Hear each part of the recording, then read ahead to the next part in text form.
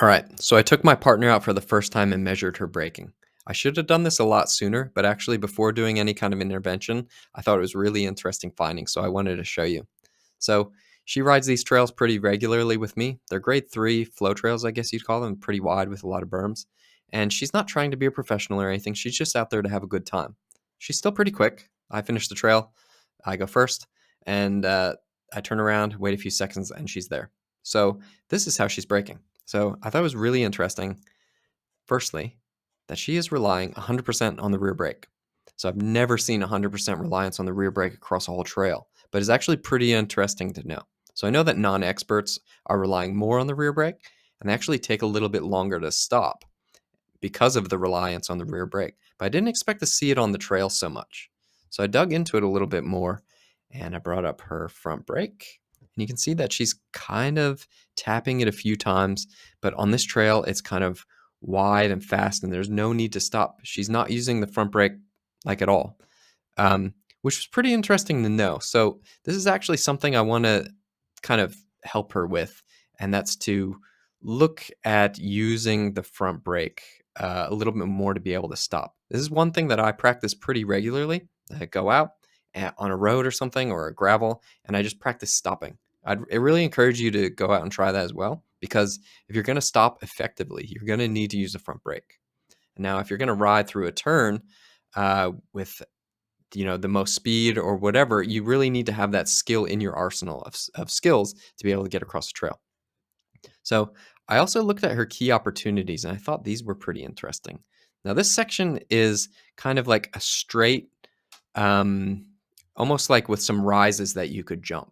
Now, if you don't have exclusive jumping skills, you're going to want to slow down before these sections because you can't really see what's coming up.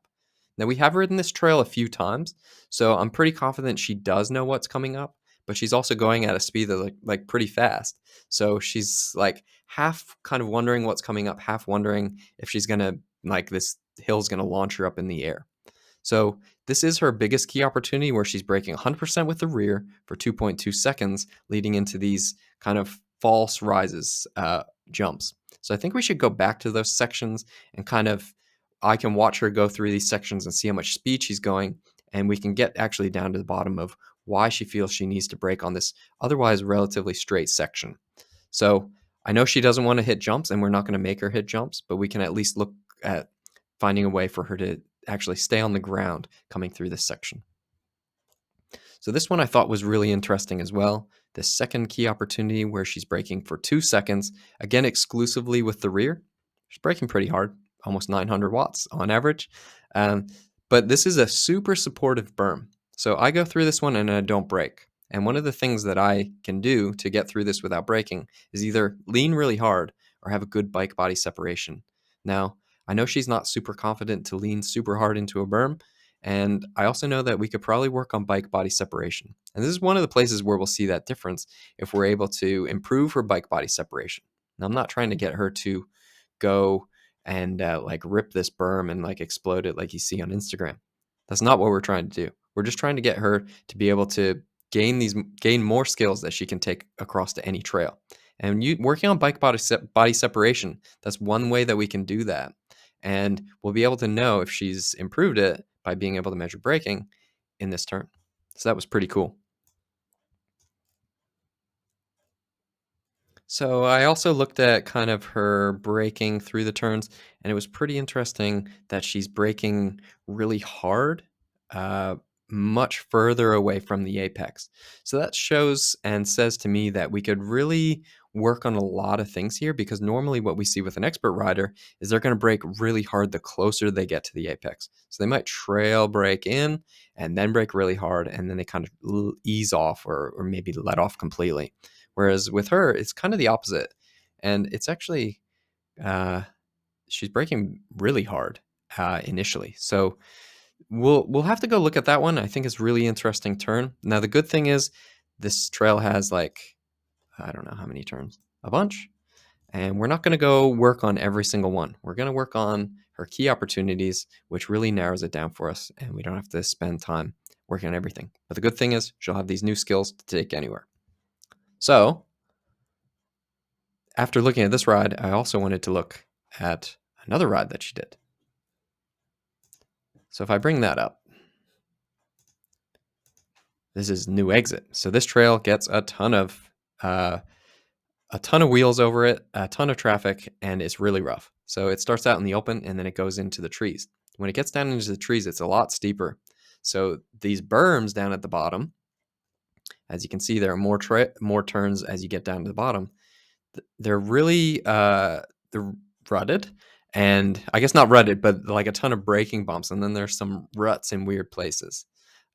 So it's pretty scary, but she's still like really fast on this trail. Like I just wait a few seconds and she's there. So there are a few easy things that we can work on. Again, like bike body separation heading into these two key opportunities would be really important.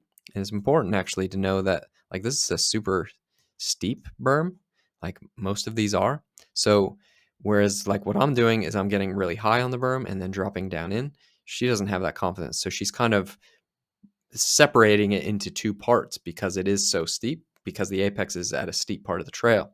So what she's doing is she's making sure that she gets rid of a lot of her speed. That's why you see more reliance on the front brake here.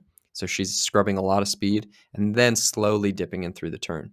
So if we're able to kind of squeeze in this braking and like shorten it up, I think she can get that braking done in a shorter period of time just by using more front brake. And that's still using her same approach. She doesn't need to get really high up on the berm, but if she can shorten up that braking time, she'll be able to go faster throughout the rest of the trail. So I thought that was really interesting. And then also, if we're working on bike body separation, I think she'll be really well equipped to get through these turns. I don't want her to not brake in these, but we can definitely work on them. So that's the same again for this key opportunity, her second key opportunity, where she starts braking really early ahead of it, and maybe in anticipation for the steep turn. Like the steep berms are not great features I don't really even like them that much, but they're definitely tricky. So if you're thinking about it, you're going to start braking because you're a bit worried about getting through it. So I thought that was interesting. And I know my camera is kind of in the way, so I'll keep this up. Hopefully you can still see this. But this key opportunity is also very interesting, where she's braking for 4 seconds. And actually, you don't really need to brake a lot because it's two berms that are kind of on either side, but you can actually go straight through them. So I go straight through them, but they're really bumpy.